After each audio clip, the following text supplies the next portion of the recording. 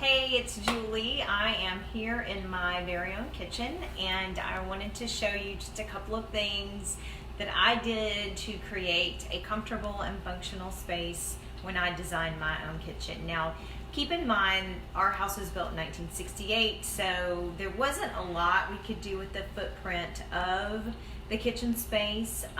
So we really used what we had and created as much storage space as we possibly could get in this smaller kitchen area. Technically, it's a medium size because we have a dine-in area and a bar over behind me.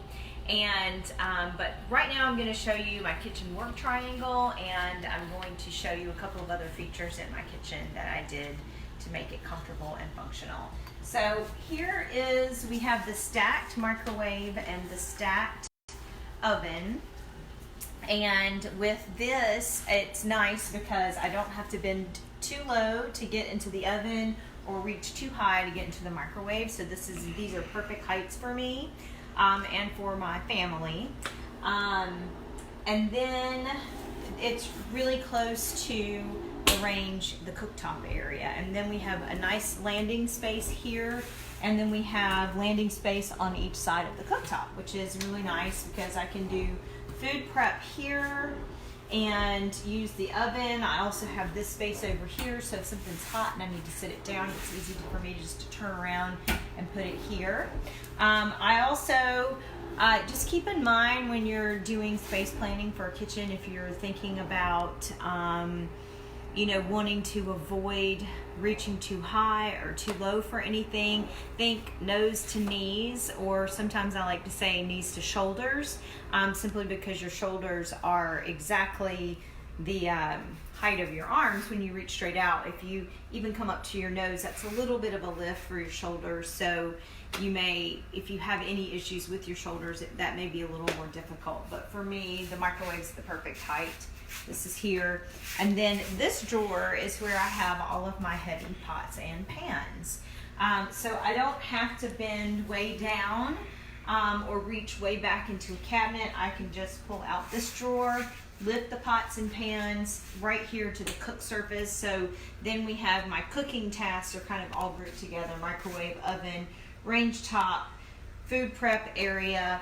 And then here, and this is my real house, I really live here, so I have kid stuff and dry erase markers and stuff on my refrigerator. But this is my pantry, and I do have a pull-out pantry, so both doors open and the shelves pull out, so I don't have to reach into the back.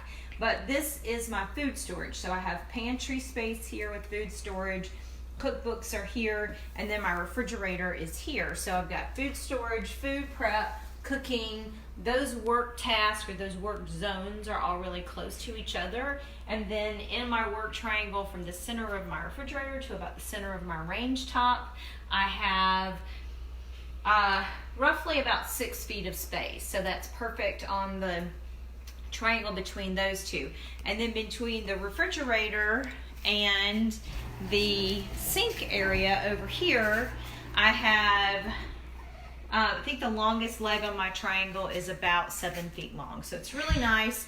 Everything's compact. I don't have to do a lot of movement.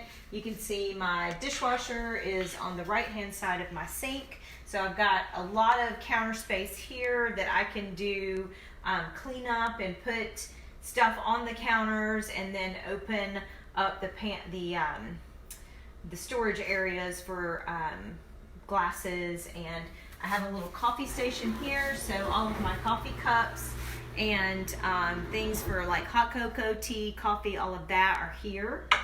And then all of our glasses are kept in this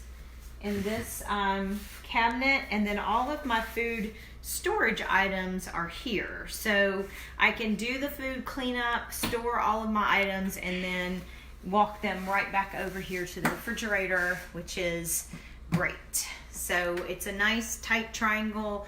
The actual kitchen portion of our kitchen is smaller, which keeps everything, gives us economy of space, I guess you would say. So that is our kitchen. And then to really make it look nice, so from the aesthetic standpoint of it, we have terrazzo floors throughout our house, so I included a counter surface that looks like terrazzo, except for in here in the kitchen we do have a tile floor because there wasn't terrazzo on this floor.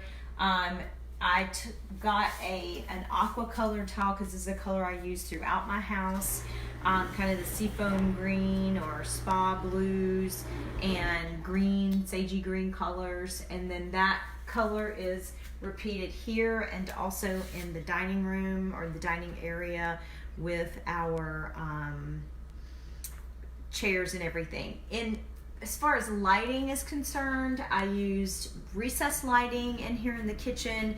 I just used plenty of it and located it basically so that if I am preparing food, it's far enough over that it's not creating too much shadow on the countertop from my head. If you put them too far away from your counter, then your head and your shoulders will cause a shadow to be cast down on top of your food, so it'll be a little bit darker. So even though I only have recessed lighting in here besides the oven, I did a really large, and you can see it's right here, a really large chandelier over here. And because I went with this big oversized chandelier, I didn't want to do a lot that would compete with that here in the kitchen. And then we went with kind of a classic cherry wood that had the tones of the of teak, and our table in the dining room area is a teak table. And we also did a mid-century style handle, which of course is the hand-friendly bar style that can just be pulled out even if you need to use a flat hand or not use a pincer grasp to grab it. And that's pretty much it. That's our kitchen, and I have enjoyed being in the kitchen in here with the design that I've done. There are a couple of other things I could have done differently, but with the space that we had, I think that I did the best that we possibly could to make it comfortable and functional. So next week we will continue on our kitchen journey. I think I had scheduled to go out to a kitchen showroom, but obviously that will not happen next week, where we will not be going to a showroom, but I will still be talking about kitchens. I have some great topics ahead, so make sure you join me next week. Bye. Yeah, you have to hit